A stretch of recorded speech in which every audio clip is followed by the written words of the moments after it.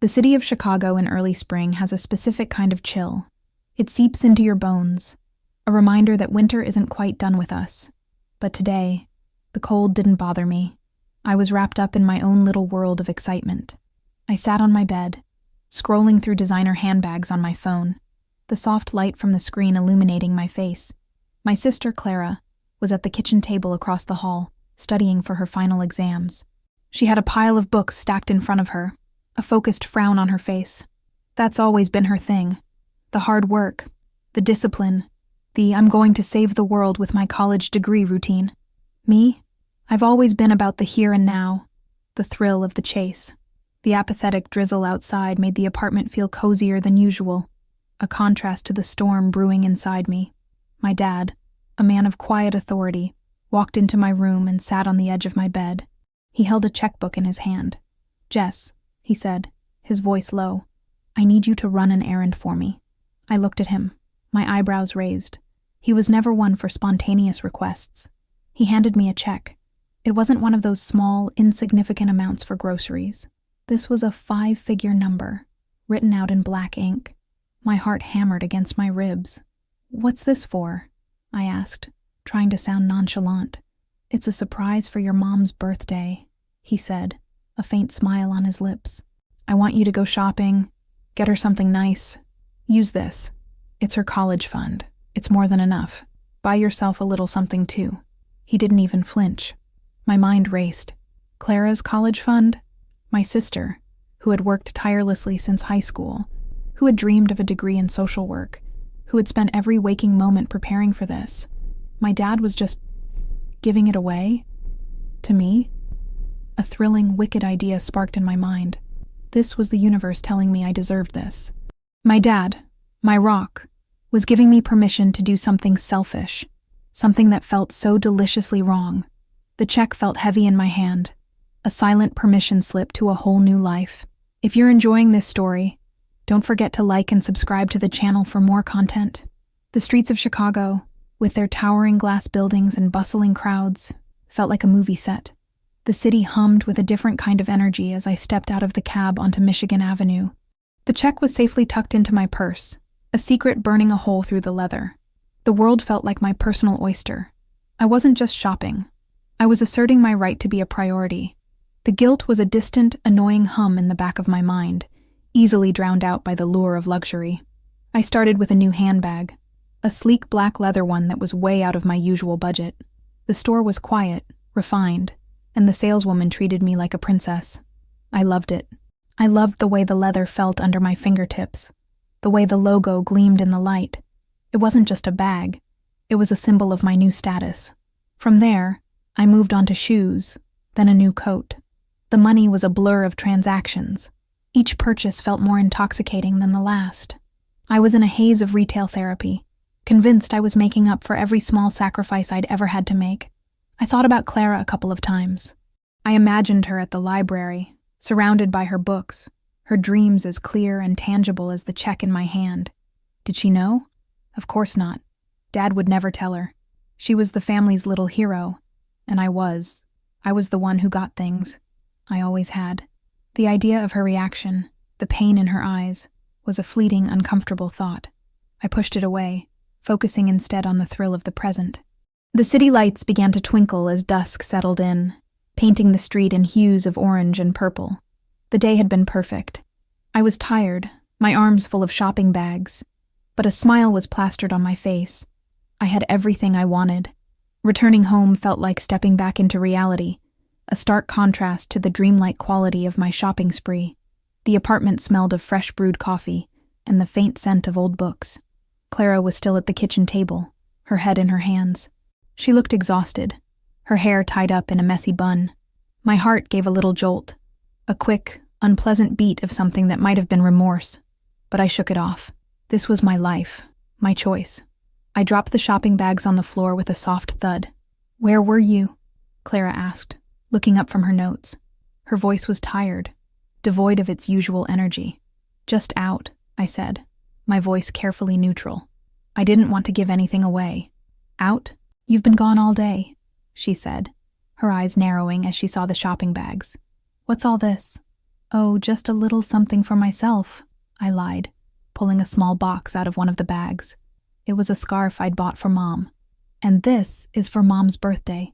I held up the scarf, trying to sound innocent. Clara looked at me, then at the bags, a flicker of suspicion in her eyes. I knew she was the smart one. She saw the details, the cracks in the story. She saw through my excuses. I felt a knot of anxiety tighten in my stomach. I was good at lying, but Clara was good at seeing the truth. "Mom's birthday isn't for another 3 weeks, Jess," she said, her voice a little sharper now. The knot tightened. I could feel the lie unraveling. I needed to act fast, to put up a wall of indifference. "I know," I said, feigning annoyance. "I just saw it and I thought she'd like it. Don't be so cynical all the time." I grabbed my bags and retreated to my room, closing the door behind me. I leaned against it, breathing heavily. The shopping bags were a testament to my selfishness, a physical representation of the secret I was keeping. I had done something selfish, and I was terrified of being caught, but the thrill of having done it still lingered. The days after my shopping spree were a series of nervous glances and whispered conversations. The air in our small apartment felt thick with unspoken tension. I was on edge, jumping at every ring of the phone, every knock on the door. My dad seemed to avoid eye contact with me, his usual quiet demeanor replaced with a somber silence. I knew he was feeling it too. Clara, meanwhile, was a storm of focused energy, poring over college applications and scholarship forms. I saw her at the kitchen table every morning, coffee mug in hand, the glow of her laptop screen a constant presence. She had a list of colleges, a meticulous spreadsheet with deadlines and requirements. The sheer dedication was almost painful to watch. One evening, I overheard her on the phone with our mom. "I'm just worried about the financial aid," Clara said, her voice low and strained. "The scholarship money isn't enough, and with the tuition, I just don't know if we can make it work." My heart pounded. I froze, pretending to be busy in my room, my ears straining to hear every word. I saw my dad leave the living room, a distressed look on his face. He disappeared into his bedroom, and the door clicked shut. He was escaping, just like I was. The weight of the secret, the knowledge that I had been the reason for her pain, was starting to feel unbearable. The feeling of dread was a physical thing, a cold stone in my gut. I knew this couldn't last. The secret was a ticking time bomb. Every day that passed brought us closer to the explosion. The beautiful, expensive things I had bought no longer brought me joy. They were just objects, reminders of a decision I knew was wrong.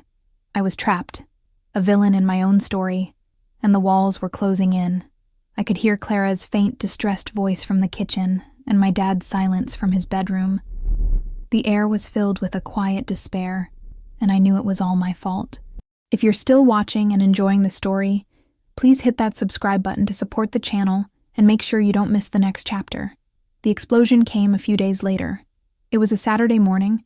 The sun was shining brightly outside, but the mood in the apartment was as gray as a winter sky. Clara, looking utterly defeated, walked into my room and sat on the edge of my bed. She was holding a crumpled letter in her hand. "I didn't get in," she said, her voice flat, her eyes red-rimmed. "They said my financial aid package wasn't enough, and the scholarship money I have isn't sufficient." My heart dropped to my stomach. This was it, the moment I had dreaded. I looked at her, my sister, who had always been a beacon of hope and hard work, and saw her dreams shattering right in front of me. "I'm so sorry, Clara," I said, the words feeling hollow and useless. "Why?" she asked, looking at me with a pained expression. "Why would you be sorry, Jess? It's not your fault." The innocence in her voice was a dagger to my heart. My dad walked into the room then, his face pale and drawn. He had heard. He knew the jig was up. He sat down heavily on a chair, the weight of the moment pressing down on all of us. "Clara," he started, his voice barely a whisper, "there's something you need to know." He looked at me, then back at her, his eyes filled with a mixture of shame and regret. "The college fund. It's gone." Clara looked at him, confused at first. Then a slow realization dawned on her face. Her eyes, filled with tears, darted from him to me, then back again. I couldn't look her in the eye. I stared at my hands, my palms sweating. She was putting the pieces together. My sudden shopping spree, my dad's strange behavior, the missing money. It all made sense. The moment was silent, heavy and unforgiving. The silence was broken by Clara's broken sob. She looked at me, her eyes filled with a pain I had never seen before. "You?" she whispered, her voice trembling. "You took it? The money for my future?" I couldn't speak. The words were stuck in my throat, a lump of guilt and shame. My dad stepped in, his voice filled with an awful, quiet desperation. "It was my idea, Clara. I told her to do it. It was for her happiness." "Happiness?" Clara's voice rose, a sharp, bitter sound. "You call this happiness? My entire future, my dreams, gone, because you wanted to buy a new purse? Is that it, Jess? Is that how little my life means to you?" Her words hit me like a physical blow. The shame was a searing heat, a fire that consumed me.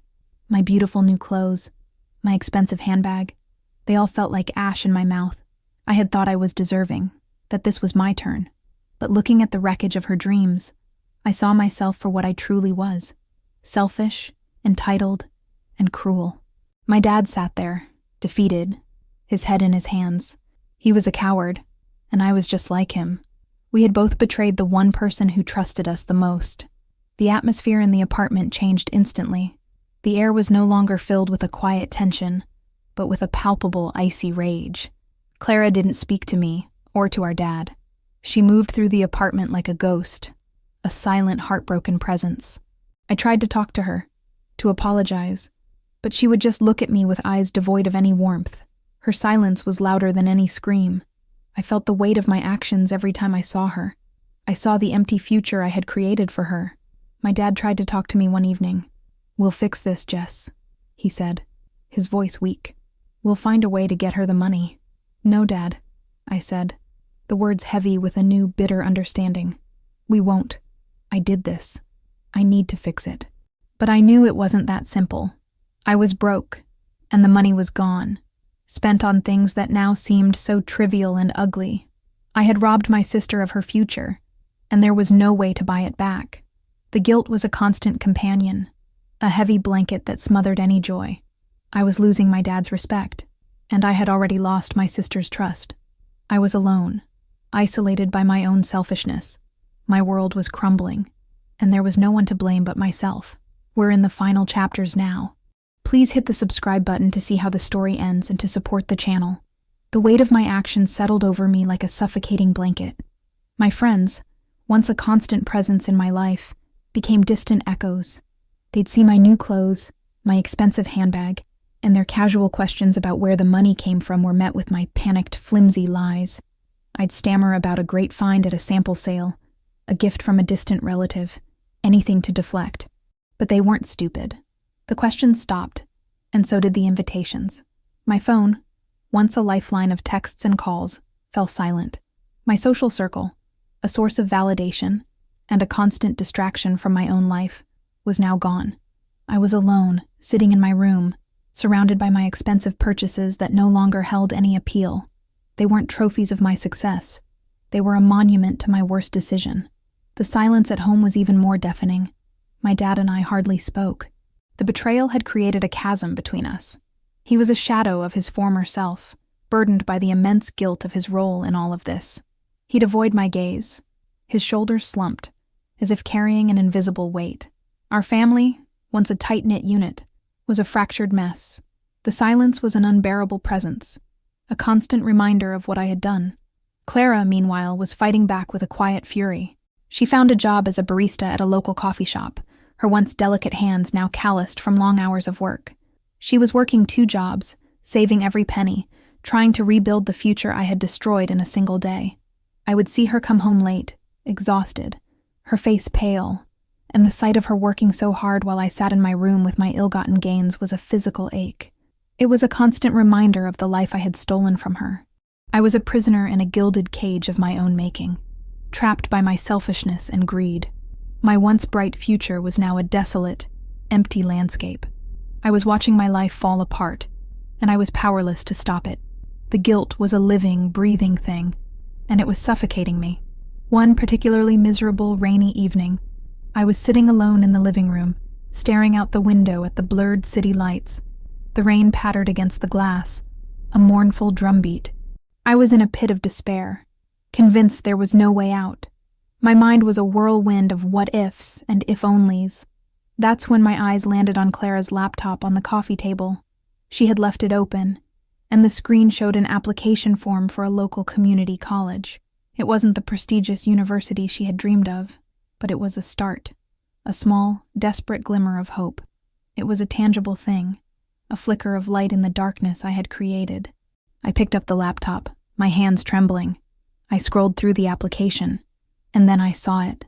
An essay prompt about overcoming adversity and personal growth. An idea, wild and frightening, started to form in my mind. This wasn't about the money anymore. It was about the truth. It was about facing the consequences of my actions and trying to make a difference, even a small one. It was my only chance to show her, and myself, that I was capable of more than just selfishness. It was a chance to put the pieces of our lives back together, piece by excruciating piece. I walked to her room and knocked on the door. There was a pause, and then a quiet, "Come in." She was sitting at her desk, a textbook open in front of her. I took a deep breath, the air thick with tension. "Clara," I started, my voice shaking. "I know I can't undo what I did. The money is gone, but I can help you with this." I held up her laptop. "I can help you write the essay. I can tell your story. Our story. The truth of what happened." She looked at me, a flicker of something in her eyes. It wasn't forgiveness, not yet, but it wasn't pure anger either. It was curiosity, a chance. I knew this was my one shot. It was a terrifying, hopeful moment, the first step on a long and difficult path. For the next few weeks, something shifted between us. It wasn't a quick, miraculous healing. It was a slow, painful process of rebuilding. Clara and I sat for hours, hunched over the laptop, working on her essay. I wrote about the day my dad gave me the check, about the rush of excitement, the intoxicating feeling of having so much money to spend. I wrote about the shopping spree, the lies, the constant fear of being discovered. I didn't hold back. I detailed my selfishness, my entitlement, and the moment I realized the devastating consequences of my actions. I wrote about watching her work, about the crushing weight of my guilt. Clara, in turn, wrote about her heartbreak, her shattered dreams, and the difficult reality of having to start over. It was a raw, brutally honest account of our family's tragedy. It was our story, laid bare on the screen, a shared testament to the destruction and the struggle for a new beginning. The process was agonizing, filled with tears and uncomfortable silences. But through it, something began to mend between us. It was a fragile, tender connection, but it was there. We were no longer just sisters living in the same house. We were two people trying to heal from a shared wound. We submitted the essay, and then we waited. Weeks later, a letter arrived. Clara opened it, her hands trembling. It was from the community college. She had been accepted, and with the scholarship attached to the essay, her tuition was covered for the first year. We both read the letter, tears streaming down our faces. It wasn't the ending we had envisioned, but it was a new beginning. My dad, who had been a silent, haunted figure, came out of his room and hugged us both. He didn't say anything, but his presence was a quiet apology. My selfish act had caused a lot of pain, and I was still suffering the consequences. My friends were gone, my relationship with my dad was strained, and my sister's dreams were still smaller than they should have been. But I had found a glimmer of hope. I was finally on the path to becoming a better person, and that was the most valuable lesson I had ever learned. The pain of my mistakes was a constant reminder, but the possibility of a new, honest life was the first real gift I had ever given myself. Thank you for watching the full story. If you've enjoyed this emotional journey, please subscribe to our channel and let us know what you thought in the comments below.